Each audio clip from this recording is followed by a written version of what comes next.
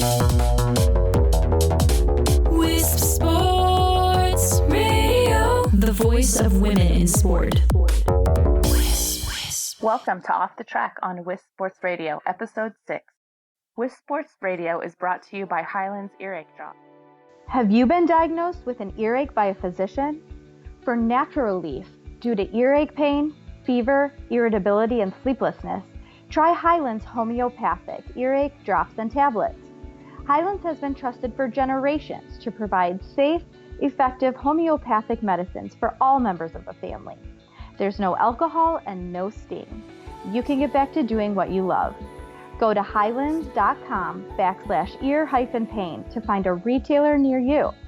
That's hylands.com/ear-pain. Claims are based on traditional homeopathic practice, not accepted medical evidence. Not FDA evaluated. Read and follow label directions.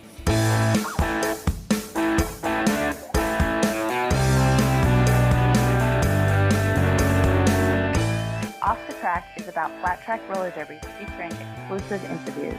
I'm Mick Swagger, and at WiSP Sports, we believe that women in sport deserve equal coverage. Thank you for joining me on this new show all about roller derby. Off the Track podcast is hosted by me, Mick Swagger. My pronouns are she, her.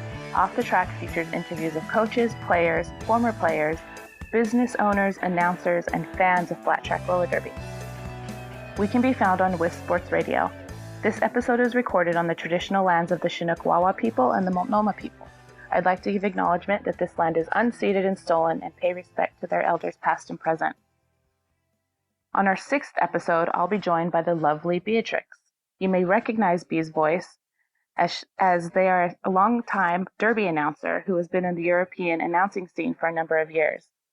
Bee is from my favorite city in the UK, Manchester, England, of course. Bee is a former skater who founded Rainy City Roller Derby and skated with them for 5 seasons. Biertrix has announced extensively at tournaments across Europe and America, including the Women's Roller Derby World Cup in 2014 and 18, WFTDA Division playoffs 2016 and 17, and the 2017 WFTDA Championships. Biertrix was instrumental in bringing the Roller Derby World Cup to Manchester this past February with the help of a brilliant team at Rainy City. Bee, thank you so much for joining me today. I really appreciate it. It's absolutely my pleasure. Would you start us off by just telling us what your pronouns are as well as your derby age? So my pronouns are she, her, and my roller derby age is, there was only 5 other leagues in the UK and there wasn't roller derby every single weekend. Oh, and now it's pretty intense, isn't it? It's chocker. It's absolutely chocker. Every single weekend there seems to be games happening, multiple games happening across the country. It's absolutely fantastic. That is really amazing. And you were instrumental in founding Rainy City, is that right? Yep, I was. So back in 2008, I was skating at my local health centre, leisure centre, and just kind of going around in circles and enjoying it, but not really like getting a lot of juice out of it. And I happened across a really random cable TV station, and it was showing something like the Dirt Devils Dust Bowl of 2007. And it was this really rubbishy kind of camera angle from the floor. You couldn't really tell what was going on, but I was transfixed. I was like, what is this? I need to do it. I need this in my life. I don't understand it. I'm going to find out about it. So I started Googling. Facebook had only just become a thing. So I was like on Facebook typing in Roller Derby UK and nothing was coming up. And I was thinking, I really want to start a roller derby league. I have no idea what I'm going to do, but I need to make this happen. I need this in my life. And about 4 or 5 months after initially thinking about it and continuing just to skate recreationally, I actually found out that there was a league quite local to me in Leeds, and they were holding a beginners boot camp with superstars from London Roller Girls. Stephanie Maney was there, and they had Glasgow Roller Girls there, and I think some skaters from Sheffield. So I went along all by myself, in my little pink helmet and my Rio roller skates, and started roller derby. That's amazing. And how long did so you did the boot camp in Leeds, and then how did you And then a month later, start we the had our team? first Yeah. open session for Rainy City. Where was that held at? So that was held at our old training venue, which was the Lancashire Club in Middleton, which was just a tiny sports hall, like 5-a-side soccer size. And we held it there. We had an all-day boot camp. Leeds came over and did some training with us. And it was like £10 for 5 hours. And we had about, I think, 30 skaters turn up who were That's a either huge skaters amount. from the skating scene or people who had literally never heard about roller derby or never really put on skates. So we were all like little Bambis on skates. It was brilliant. And so there was already a local skating scene happening. What was that about? So in Manchester and the surrounding areas in Altrincham, there was quite a few sort of roller skating rinks. So I used to go on a Sunday to Silver Wheels, which isn't there anymore, unfortunately, and just go and hang out. And there was like old guys and then kids and then like kind of people my age who were also skating, and everybody had like flashing wheels, and it was disco music and it was fantastic. And there was a lot of stylized dance, I guess, like dancers who dance in competitions like Missy Rascal used to do. And so they'd be practicing their stuff as well. But like I said, nobody had heard about roller derby. Nobody knew what it was. And I was like, this is cool. We need to get on it. So how many people still skate from that time when you founded the league? You mentioned Missy Rascal, so she's still there. She is, although she didn't come to that very first session. Okay. From that initial lineup, I'm trying to think, but I don't think there's anybody left now skating who came to that first ever day. But obviously we do have Missy Rascal in the league, who was one of our fairly new beginners. And I think that's about it from the very, very old crew. I think maybe Unabomber as well is a bit later on. Mm-hmm. Yeah. So, yeah. Incredible. I'm so glad that you, found whatever footage that was. Was it the Dust Bowl, what's that tournament in Tucson? I think it was a Dust Bowl, yeah. The Dust Bowl. Or yeah, the Dirt that's Bowl. Incredible. It was really, really random. Really random. Yeah, and that amazing. it would have been playing in the UK on television. Yeah. Very strange. It was like 1:00 in the morning on a really random high up numbered cable channel. Like not near the after dark stuff, but quite close. Mm-hmm. So how long did you play derby before you switched into announcing? So I had about 5 seasons with Rainy City before I injured myself. So I'd broken my leg, and then it was quite a long rehab from that. And it came back. And I was already doing some announcing then because I was on the B team roster. So when A team had a game, I'd do some announcing. And while I was in cast with my broken leg, I did some announcing. And then I injured myself again. And the physio said to me, would you like to skate today or would you like to walk for the rest of your life? And I was like, oh, okay, this is quite serious.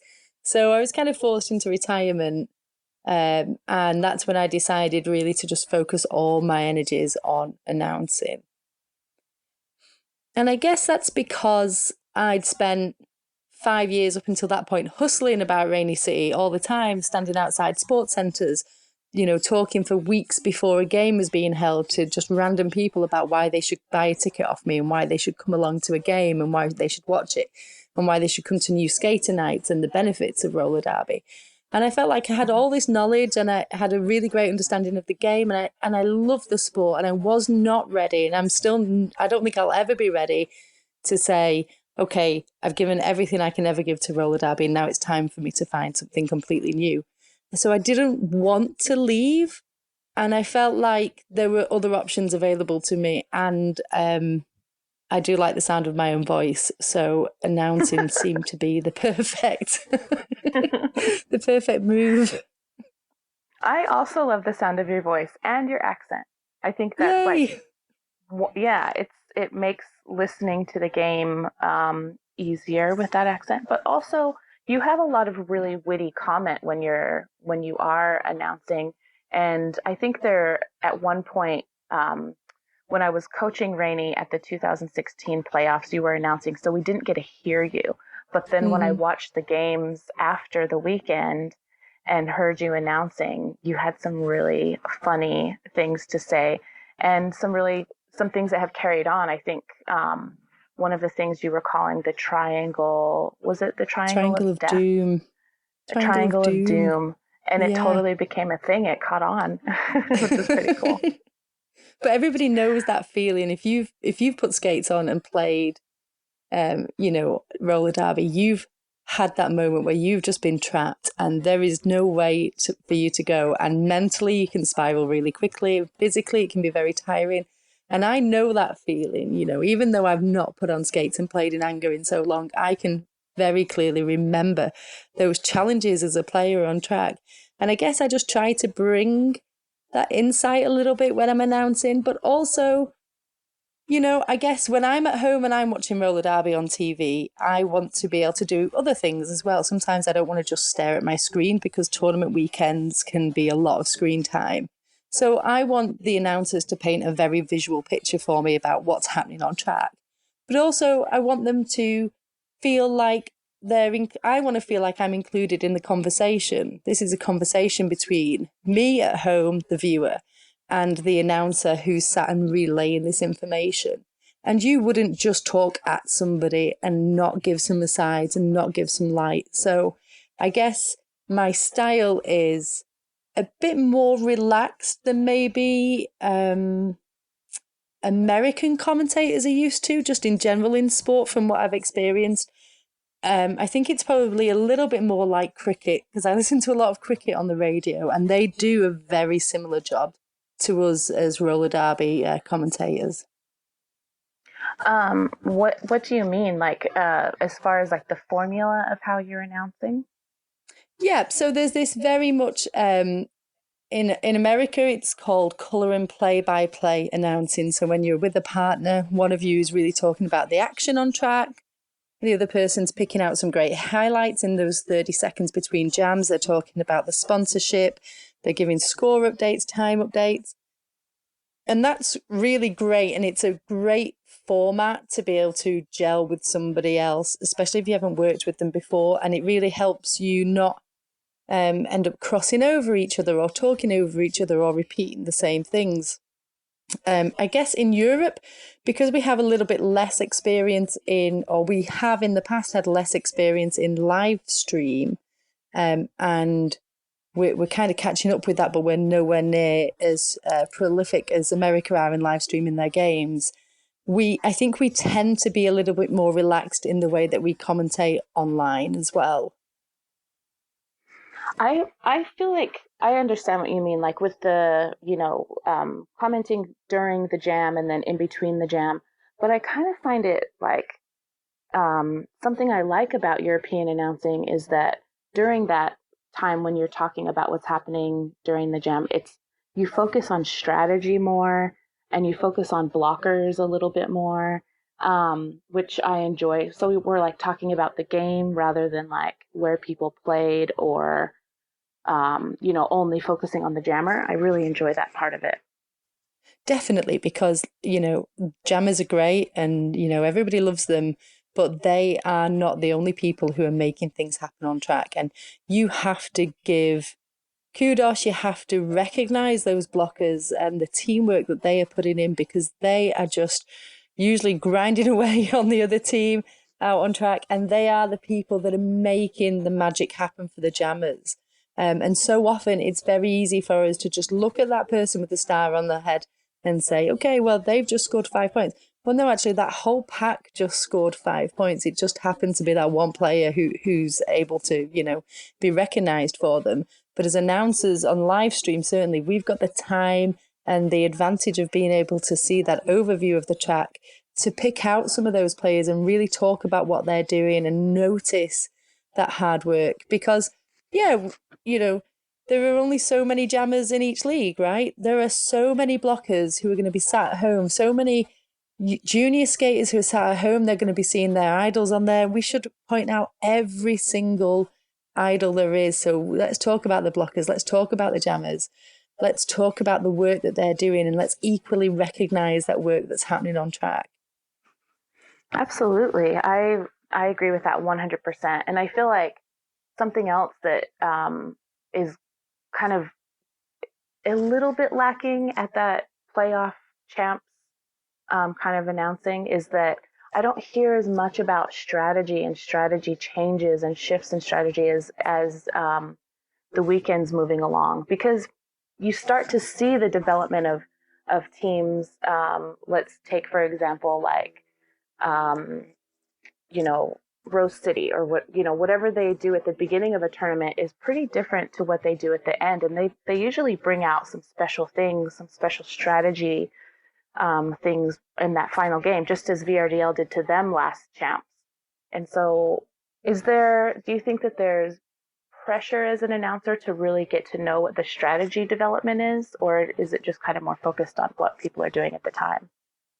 I guess there's a 2-level thing there. One is that so if I am announcing Rainy City, if I'm commentating on them, and I've been privy to some of their training discussions, I'm a bit more able to talk confidently about the strategy that's happening out on track, because I understand what they're trying to do, even if they're maybe not achieving it, or I understand their thinking behind it. So having an intimate knowledge of a team that's playing really helps you do that, which isn't always an option when you're commentating at champs or playoffs. Secondly, it's a skill, I guess, that commentators, if they're not doing it already, it's definitely something that we need to work towards in terms of being able to recognize ourselves, what those strategies were at the beginning of the weekend and how they've changed. And sometimes I wonder if that's a bit of luck of the draw, that you're announcing that team earlier on in the weekend and then you get to announce them again later on in that weekend, so you can do that compare and contrast and talk about how that pressure is differently. And also I think there is a time pressure. So people want to know what the scores are, what the time is on the clock, what happened in that timeout or that official review. We need to get those sponsors in. We need to talk about who's already out on track. And so how do we fit everything in a skilled way that doesn't feel like we're bombarding people at home with lots and lots of information, and also that we're being insightful and not just guessing? Because I don't think there's any greater crime for any sports commentator, whether it's football or cricket or roller derby, than to be guessing about what's happening out on track and making those assumptions. And I don't think Twitter, roller derby Twitter in particular, perhaps appreciate when people do start guessing and subjugating about what might be happening. So I think there's definitely a skill there from my own personal development that is something I do want to work on, being able to look at those strategies and vocalize them in a way that's accessible to a lot of people, and talk about setups and changes. And then there's also that, how does that scheduling work for commentators as well throughout a weekend, that they're able to do that compare and contrast to give that insightful information back. And then also, how do we allow that opportunity for growth and learning to happen in a positive environment as well? So how do we make sure that our commentators are able to make those mistakes and not be kind of held up as the worst people in the world on Twitter sometimes? And I know that's kind of dark and we don't always like talking about it, but that can be a real fear for a lot of newer announcers coming into live streaming, that if they make a mistake, that they're going to kind of hear about it on Twitter afterwards. And it's not a nice feeling at all. And I think it does stop some development of skill. Yeah, I totally agree. I feel like I've seen that happen quite a bit. And, also I think the other way, because the people that are playing the game don't get to hear the announcing. So later on, when you watch the game and you hear what they have to say, you kind of then you kind of understand why Twitter may have blown up. But a lot of it isn't from the people that are playing. So when you're kind of, you kind of are stuck in the middle of that. Of like, yeah, I understand that, they said this thing wrong or they got that strategy wrong. But I think the level that it's taken, it's a bit out of proportion to like I the think it mistake that can was be. made. Yeah. But equally there is, and my own personal experience is there is also a lot of support out on Twitter, and that's great because, you'll know yourself from playing in a tournament, you get that tournament tiredness. And you can sometimes feel just like I'm done with everything. And then something just pops up on your timeline and it's cute and it's supportive and it's positive and you think, oh, I'm so glad that I'm doing this and it makes me so happy. And actually I'm good. I'm good at what I do and I'm good where I am and it's okay. We're all learning. We're all on this journey. There's a handbook from the AFTDA, which is the Announcing Flat Track Roller Derby Association, and I'm sure I've probably got that acronym wrong, that kind of helps guide you into announcing, but that doesn't sit there and then give you every single skill that you need to go on and be a skilled, fluent and vocal commentator. That's learnt by being there and understanding that pressure of somebody saying, okay, you're on in 5 seconds and you've got to make it sound like the most exciting game in the world, even if it's a 700-point to 0 blowout, or it is the most exciting game in the world, but it's your own team and they're gonna lose. Nobody gives you those skills. They have to be developed and learned, and they have to be done through exposure. And it can sometimes be a really high risk place to be, putting yourself out there. Yeah, absolutely. What do you think? Is it difficult to stay neutral in those situations where, like you said, your team might be losing, but you have to, stay on your toes and keep announcing? So my first ever game announcing properly with somebody else was Rainy City's B team against London Rocking Rollers in about 2010. And the B team were losing quite considerably. And I was basically coaching from the mic. It was terrible. Like, it still wakes me up at 3:00 in the morning. Why did I do that? Why did I do that? And that was the first and only time I have let my personal feelings about my league playing affect my performance. So if I look back to Malmo last year, D1 playoffs, Rainy City versus London, final jam, 5 points, and I'm commentating. And inside, I am crying. This was our moment, we were going to do it. We were going to beat London. And I had goosebumps, and everybody, the entire arena was on the edge of their seats.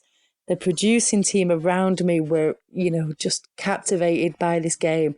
And I'm going through the play-by-play. I've got Julia Caesar with me doing the colour, and I didn't even realise it was last jam. I'm just going through it. I'm just talking about what's happening. Alex Wilde had the start. I'm just going through the motions that are happening and how that pass is going. And then there's a penalty and there's seconds on the clock. And my heart was in my mouth, but my mouth kept me neutral. I don't know how. And I came off the track and I came off the gate and I cried. I absolutely cried. And I said to Michael Watson afterwards, that was the hardest game I've ever had to announce, and stay neutral and not let the performance that I was seeing translate into my commentary more than just, the passion that was happening on track. So no, I don't let it affect me. And it is quite easy to switch it off the majority of times, but Rainy City sure do test me a lot of the time. Oh, I mean, my heart is racing just from you talking about that last jam, because I was in the same boat, but I was watching it on my phone. I had just landed in Melbourne and I was like, Rainy City game is on. I like turned on my phone, turned my data on, and immediately started watching it, and my heart was pumping the whole time. So I am not sure if I would ever be able to remain neutral in those situations. Funny story is that my friend, Brazilian Nut, she used to play for Gotham. We love watching roller derby together, and a few years ago decided we should have a YouTube channel where we watch roller derby together, and we say all the things that you can't say when you are neutral and in an announcer. Which just turned into us like screaming at the TV and yelling Yeah. about strategy. And we were like, we can never show this to anybody. Yeah. Well, that was me watching Montreal the other weekend because I obviously wasn't there.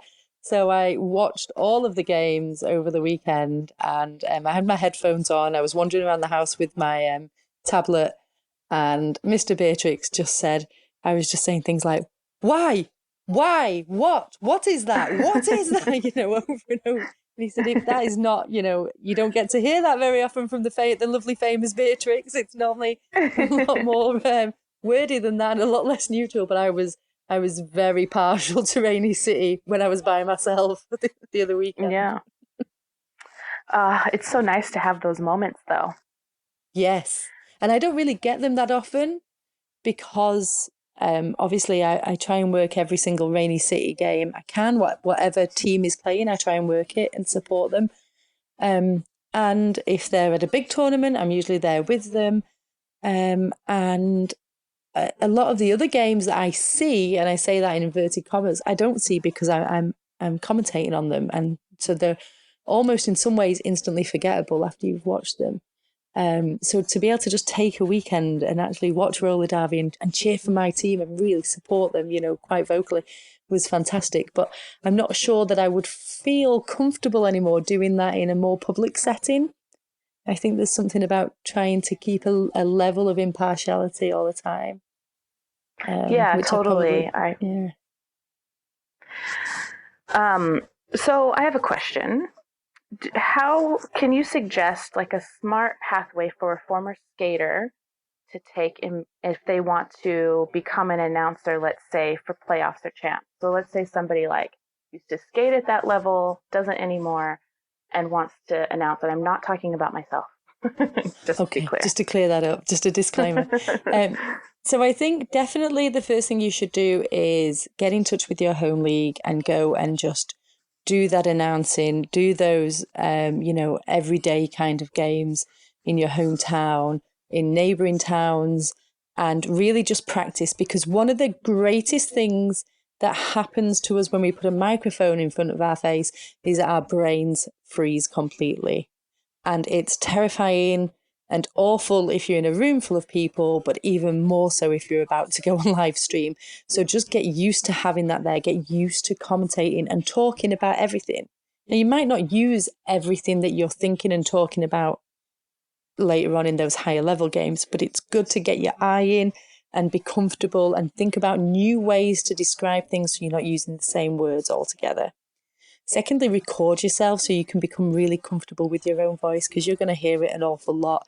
So you need to learn to absolutely love it. And then start looking for opportunities to gain experience. So when you're applying for playoffs and championships, one of the things, if you do want to do live stream, is that they ask for videos. They ask for clips of you announcing. So you need to go out and get that experience of announcing at tournaments where there's live stream opportunities. And that really is about already building up that experience with home games. So you can say, I've announced for this league and I've done these games. And then looking at tournaments where you can go and do multi-day announcing, because it is very tiring as an announcer to be in that roller derby tournament bubble and be talking about roller derby, and then watching roller derby, and then going onto a game and sounding like this is the most exciting and freshest roller derby game you've ever seen, even though you've seen 10 hours of roller derby already. So it's about building up that resilience and strength and experience and portfolio. So give yourself a year of really looking for those experiences and building up that back catalogue of tournaments that you've announced and where you can show live stream experience. Reach out to tournament head announcers and ask if you can shadow them or if you can shadow some of the announcing team. So even if you're not quite ready to get on the live stream, you can maybe sit in and listen or produce a game so you can hear the kind of talk that's happening. You can see the prep that goes on beforehand.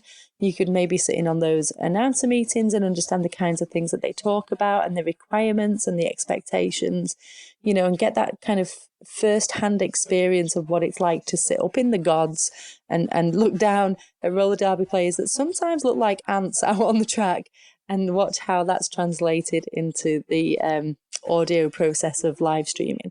So it's really about going back to basics. you might be a superstar skater in your league that you've just retired, but you still need to put in and pay your dues at the very bottom level and get that experience going. Just because you've played the game doesn't always mean you can talk about the game in a really flowing way. That really comes from experience. Absolutely. Yeah, I think my mindset is I just want to see more former skaters get into different parts of roller derby. And not because there's a lack, because we have amazing announcers. Like, I love, listening to what people have to say about the game, but I would just like to see more skaters continue to stay involved like you did. Yeah. And also there's that level of experience that somebody who's, and this is not to do any skate down that has never put on a pair of skates, because, we all come to roller derby for different reasons and to fulfill different parts of our desires and our dreams and our hopes and our expectations. But there is something about a commentator who's able to sit and tell you how it feels like to take a hit from Tui Leon, or tell you what it's like, to fall over just as you've took the star and it's the last jam or whatever. Those experiences, those human interactions and emotions that we can bring into commentating just enriches it and makes it that broader tapestry and gives insight to people that may never ever skate, or people who sat at home watching and thinking, I'd really like to do that. And hearing a former player talking about it can give that insight and maybe just light that spark in somebody. So I think I feel like as roller derby leagues in general, I think we need to become better at saying to people who are transitioning out of the sport, who are retiring from that active skating participating side, to say, okay, what else can we offer as a league? What else can roller derby offer you? How can we keep you here and keep the experiences you've had here and make it better for everybody, whether that's newer skaters or newer fans or newer viewers? We need to work out a way to make that happen. Absolutely. If there's some type of training, because we teach people how to skate, we teach people how to play roller derby, but does each league have a pathway to announcing? Do we have a really solid pathway to reffing? I know that we have the tools in place, or that, they're available, but does each league have the ability to draw people back in or keep them and find different places for them to feel comfortable and to really grow? Yeah, but I have noticed over the past few years, the diversity of announcers has really shifted. There are more women, there are interviews in Spanish. Can you tell me how that shift is felt on the announcing side, and what work is being done that aided that? Because it's definitely been intentional. Yeah, so from my own personal experience, I feel like what we've just talked about retired skaters is kind of brought to fruition this new wave of announcers, because we are seeing that transition from a lot of skaters who, I fell in love with when I started roller derby. They're coming to the end of their skating careers, and they are looking for that new way in, and announcing has provided that. So I guess that we're starting to see that retirement flow into other areas of roller derby now, which is fantastic. In terms of the active recruitment side, I would say things like last year at the WFTDA World Meeting, one of the great things that happened was there was an announcer clinic that was held, where announcers were able to come in and get that experience of live stream, talk about things like stats and producing. So actively recruiting people into that role and offering that as an opportunity to get into roller derby was a great thing. And I think just the way that pools are being picked and announcers are being picked for things like playoffs and champs means that we're broadening that spectrum of people who are on screen and getting that experience and encouraging people to attend.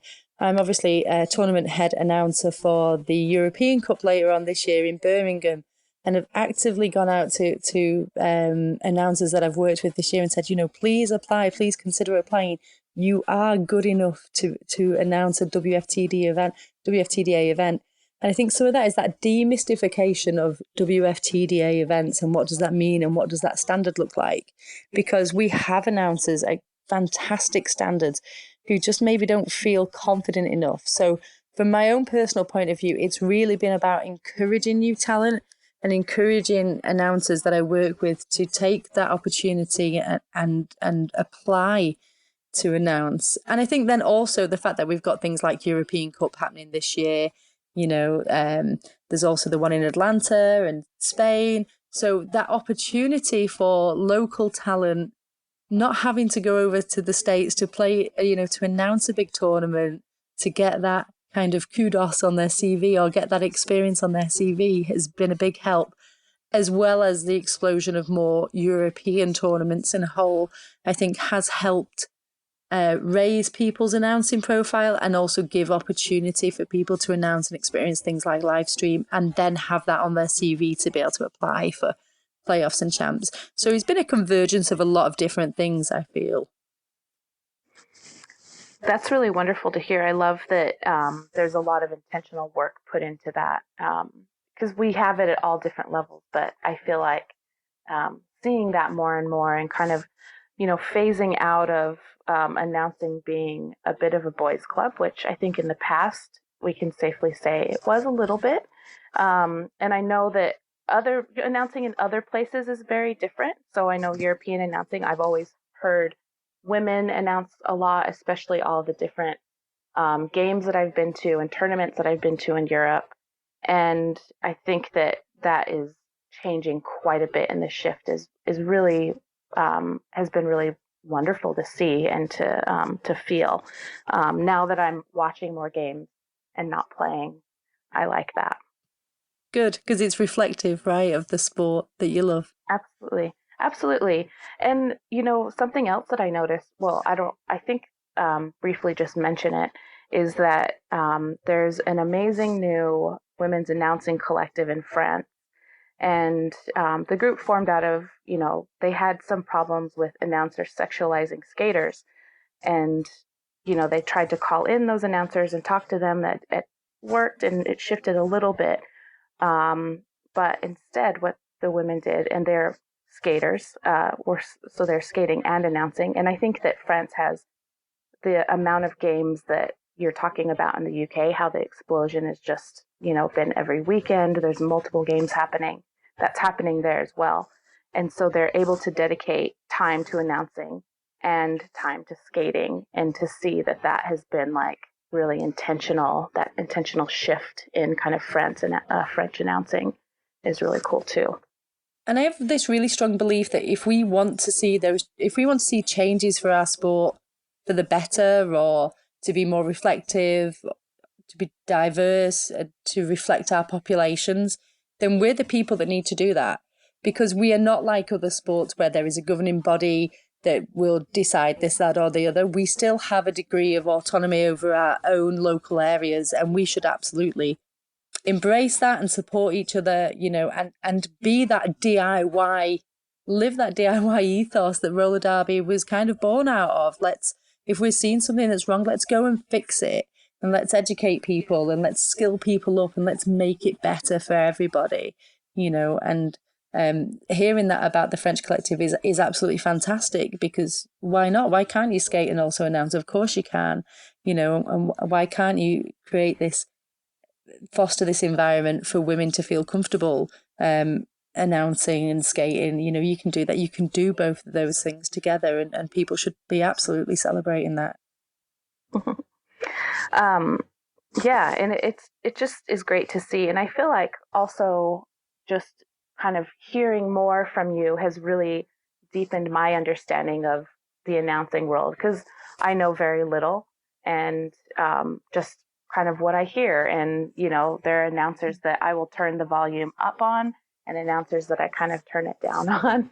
And I feel like out of this discussion, I feel much more appreciation for kind of what goes into what's happening, the kind of pressure that it would feel to announce a full tournament. I guess I didn't think about that aspect. When you skate a tournament, you're only skating 3 or 4 games. When you're announcing, you're on all day, every day, from the beginning of the day to the end of the day. And I can't imagine what that kind of level of exhaustion would feel like, especially because you have to talk to people and to be coherent. And I have trouble doing that at the end of a derby tournament, and I'm playing or coaching, and my brain is like, it's mush. Yeah, so. Completely. And I think I went to Malmo last year, and Mr. Biertrix came along, and I said, this is really lovely, and I'm really happy that you're here, but please understand, I won't speak to you in the evenings, not because I'm a diva, but because I will literally have no words left. No words at all, and that was it. You come home at the end of a day from tournament announcing, and you're just like, I don't like words anymore. I don't like people anymore. I just need to be just very silent and very still in a very dark room for as long as possible. And then you get up the next day and you do it all again, Mm-hmm. It's great. It's a great hobby. Yeah.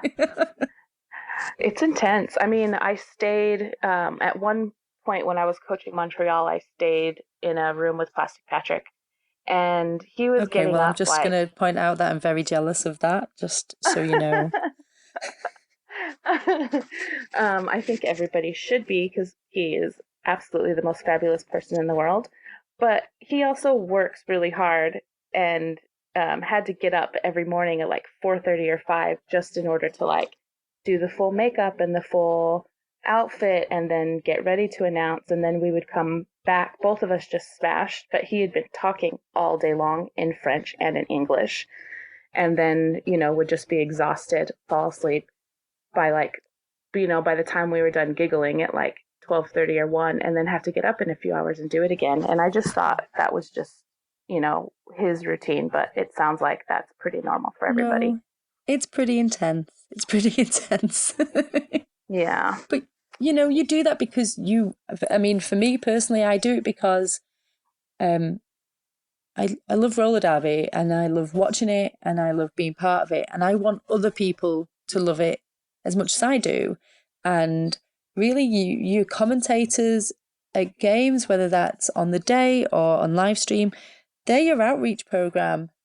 They're the people that are going to make this game interesting for people to want to watch, because there's a lot of rules, there's strategy that's happening.